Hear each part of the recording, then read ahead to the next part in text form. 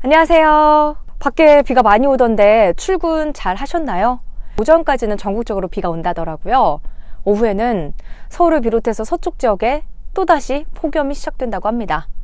날씨가 더워서 지치는 분들 많으실 텐데 그럴수록 물 많이 챙겨 드시고요. 또 에어컨에만 있으면 냉방병 걸릴 수 있으니까 가끔씩은 환기하면서 또 산책도 즐기시길 바랄게요. 산책 즐기기 좀 힘든 날씨지만요. 그리고 출근길 뉴스와 함께 하시면서 또 오늘은 어떤 이슈들이 있었는지 체크해 보세요. 도널드 트럼프 미국 대통령은 중국과 세계 각지로부터 거대한 양의 자금이 안전과 투자 이자율을 이유로 미국에 쏟아지고 있다며 중국을 향한 압박을 이어갔습니다. 레리 커들로 미국 백악관 국가경제위원회 위원장은 CNBC 방송에 출연해서 현실은 우리가 협상을 원하는 것이라면서 우리는 9월에 중국 협상팀이 오는 것을 계획하고 있다고 밝혔습니다.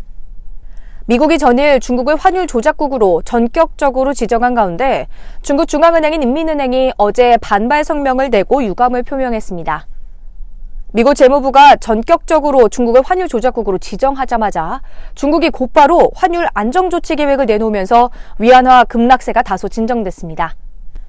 존 볼턴 미국 백악관 국가안보보좌관은 무역 분쟁에 이어 환율 전쟁으로 번진 중국과의 갈등과 관련해서 진짜 문제는 중국의 잘못된 행동이라며 지식재산 절도 등의 그릇된 행동을 멈추지 않으면 벌칙을 받을 것이라고 경고했습니다.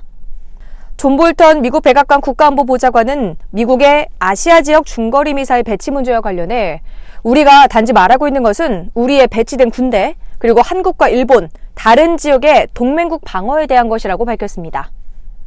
일본을 방문 중인 마크 에스퍼 미국 국방부 장관은 북한의 단거리 미사일 발사에 과민 반응하지 않겠다고 밝히고 한일 갈등에 대해 양측에 문제를 조속히 해결하도록 요청할 것이라고 말했다고 로이터 통신이 보도했습니다. 북한이 6일 미국이 한국과 군사연습을 진행하는 데 대해 긴장을 조장하고 있다고 비난했다고 로이터 통신이 보도했습니다.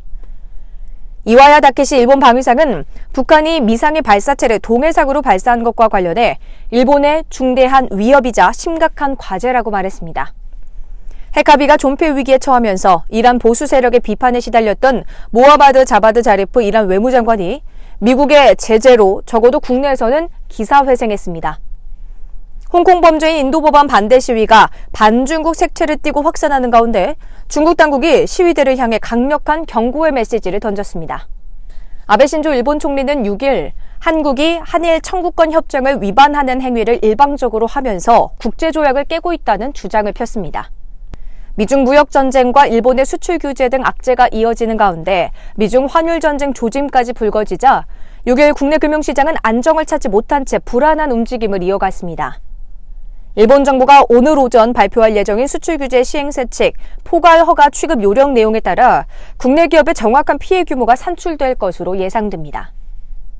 일본의 수출 규제와 중국의 환율 조작국 지정이 시장에 미치는 영향과 대응 방안을 논하기 위해 경제부총리와 한국은행 총재가 오늘 회의를 열기로 했습니다. 이주열 한국은행 총재는 어제 일본 수출 규제에 더해 미중 무역 분쟁 심화로 불확실성이 한층 높아진 만큼 시장의 안정, 특히 외환 시장의 안정이 무엇보다 중요하다고 밝혔습니다.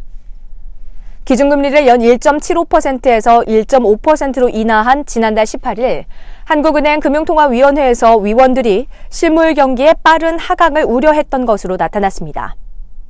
일본 수출 문제 대응을 위해 분양가 상한제 도입이 지연될 것이라는 일부 정치권의 예상과 달리 정부의 민간택지 분양가 상한제 시행 방안이 다음 주 초 당정 협의를 거쳐 발표됩니다. 일본의 수출 규제에 맞서 정부가 인수합병, M&A 자금 지원 카드를 꺼낸 가운데 정책금융기관을 중심으로 한 M&A 인수금융협의체가 이달 말께 공식 출범합니다.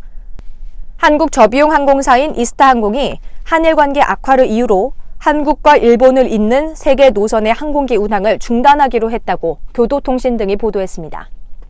네, 오늘 출근길 뉴스 준비한 순서는 여기까지입니다. 오늘이 수요일이에요. 일주일의 딱 절반입니다.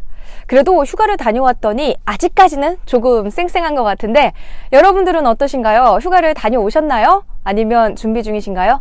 준비 중이신 분들은 또 부럽고요. 다녀오신 분들은 그때 기억을 다시 한번 되살리면서 저처럼 힘내서 이번 주 마무리 잘 하시길 바랍니다. 저는 내일 이 시간에 돌아올게요.